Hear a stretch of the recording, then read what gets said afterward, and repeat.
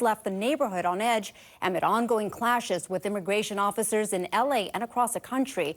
NBC4's Lolita Lopez joins us live from that neighborhood in Willowbrook with the latest on this breaking news. And Annabelle, we are outside this townhome apartment complex here where we believe that the DHS was looking for a man from El Salvador. We're going to take you to News Shopper 4, where you can see that this block, the 126th Street, the block here in Willowbrook, is now open. It had been blocked off for hours when all of this was happening. The car involved in the shooting was towed away around 1 this afternoon. And for many here, they were getting up to go to work, getting ready for the day. Federal agents arrived, and they say shots were fired. I just seen ICE agents in front of my home. They were down the street. Harvey, among neighbors in this Willowbrook community, 116th Street, who tell us armed federal agents arrived around 7 this morning. They were getting in other people's faces, and they were yelling at them, and they had big, huge guns. According to the Department of Homeland Security, their officers were conducting a targeted operation looking for a man they say had been involved in a human smuggling operation. I woke up in the morning because I heard a loud crash before 7, and I came outside and I looked and I seen all the agents right here, right in front of our house. I looked and there was a car crashed on the side over there. In a statement, DA says the man tried to get away in his car and, quote, weaponized his vehicle when an agent fired gunshots. Neighbors who did not want us to show their faces or names describe what they heard and saw. He jumped in his car and tried to, run off, speed off. I just heard gunshots, 4 or 5 gunshots. That neighbor also describes what he saw minutes later. When I came out 10 minutes later, I saw the car crash. DHS says the man they were after is William Eduardo Moran Carballo, who has 2 prior arrests for inflicting corporal injury on a spouse or cohabitant. An immigration judge issued him a final order of removal in 2019. They say he tried to run away but was taken into custody after crashing his car. They say he was not injured, but a Border Patrol officer was hurt. The extent of the officer's injuries were not immediately known, nor if he or she was the officer who fired gunshots.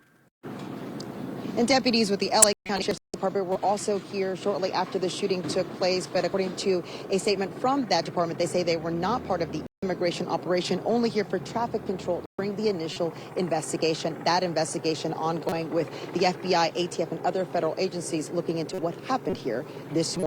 Live in Willowbrook, Lolita Lopez, NBC4 News. All right, Lolita, thank you very much for that update. Meantime, Mayor Karen Bass is responding to today's operation in Willowbrook. She says the backlash from some of the community is largely based on distrust of federal immigration officers.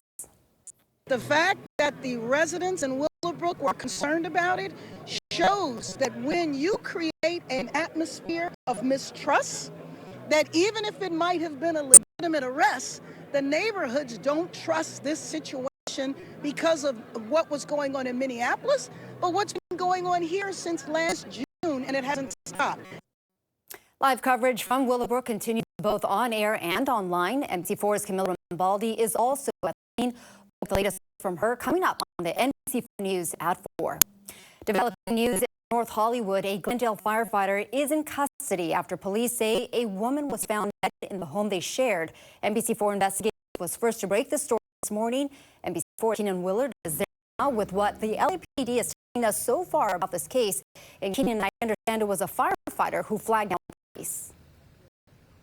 Annabelle, that's the latest we have from police out here. What LAPD is calling a domestic violence situation and a homicide investigation, all centering around that home you can see on the side of Satsuma Avenue here in North Hollywood with the yellow police tape still in front. Here's everything we know from LAPD leading up to this point. All of this starting around 4 o'clock this morning, according to police. That's when LAPD says that a man walked into their Northeast station, went up to officers and asked for a welfare check on his wife at their home. Police say when officers arrived here, they found a woman in her 50s dead of multiple blunt force injuries. LAPD launched a homicide investigation. The man who asked for the welfare check at the police station was taken into custody. Police aren't yet naming the suspect or victim at this time, only saying they lived together and they believe this was an act of domestic violence.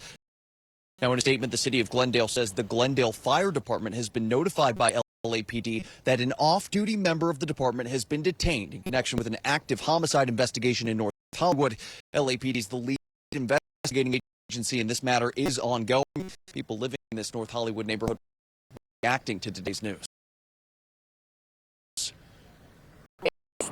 horrible. I just can't from the thought. Just that it's just across the street. Unnerving. Very unnerving. Because I've lived here for 25 years and nothing like this has ever happened. Now, LAPD saying that firefighter in custody is not being named until he's been formally processed and charges have been filed. We're still pressing for that information going into the evening from authorities here. From North Hollywood, Keenan Willard, NBC4 News. All right, a developing story there, Keenan. Thank you so much. Meantime, masked men forced their way into a home in Woodland Hills and held a couple at gunpoint. Police tell us it happened around 11:30 last night on Irwin Street. They say the robbers went in the home through a back entrance and forced the couple to open a safe. NBC4 Investigates has learned the robbers made off $15,000 in cash and more than $400,000 in jewelry. The couple is reported to be high-end jewelers. They were not hurt. All right, guys, let's go outside and take a live look there at a gloomy and gray Long Beach. Our meteorologist Stephanie Omo is here, and she's tracking those not pleasant conditions, I have to say, Steph. Well, after a stretch of sunny skies, right, warm temperatures, this is what we're dealing with right now. We have the clouds around. We have foggy conditions as we check out this picture here of LAX. Temperatures currently at 61. Visibility 5 miles, so not much of an improvement. Same deal in Long Beach. Better conditions in areas further inland town. Let's just say the Inland Empire. Visibility over 10 miles. That is good news there. But again, we've been stuck with the foggy conditions. We've had additional cloud coverage, so you struggle to clear, and that's the situation as we continue late this afternoon. Let's zoom out. I want to show you the picture. We have this cutoff flow that is sitting right near the coast. We have some moisture with it. You're able to see some of the greens here, primarily just offshore, but we have plenty of clouds across the area. The chance for some light showers as we head into your Thursday and Friday, and also feeling the cool down. Temperatures right now at 68 in Ontario. 67 in West Covina, 68 in Van Nuys, 64 in LAX. So as we continue, let's talk about what we can expect for tomorrow. Cooler temperatures, shower chances. We'll keep the chance of showers as we head into Friday, and then drier conditions by this weekend, and temperatures will start to slowly rebound. So more on that coming up here shortly. For now, back to you, Annabelle. All right, Steph, thank you so much for that. You learned nothing. There was nothing offered there. It was at times boorish, but even by standards-ish. So it was just remarkable in its inconsequential nature. I expected more from him. I really did. And you see him there. Governor Gavin Newsom is reacting to President Donald Trump's speech today in Switzerland at the World Economic Forum. The president spoke for more than an hour. He's facing criticism on his desire to acquire Greenland. He's upping the ante, but he said he will not use military force to take the island nation. NBC's Gary Grumbach has more on how the European Union is pushing back. Now they all think I'm doing the right thing because tensions, President Trump delivered a fiery speech to a Davos audience, feeling world leaders rattled and on edge over his push to take over Greenland.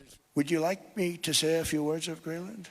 We need it for strategic national security and international security. But he says he won't use force to get it. We probably won't get anything unless I decide to use excessive strength and force where we would be, frankly, unstoppable. But I won't do that. He is calling for immediate negotiations for the U.S. to acquire Greenland. Greenland has been a territory of Denmark for more than 300 years. But the U.S. did occupy the island in World War II, when Germany invaded Denmark. After the war, the U.S. military stayed, but control went back to Denmark.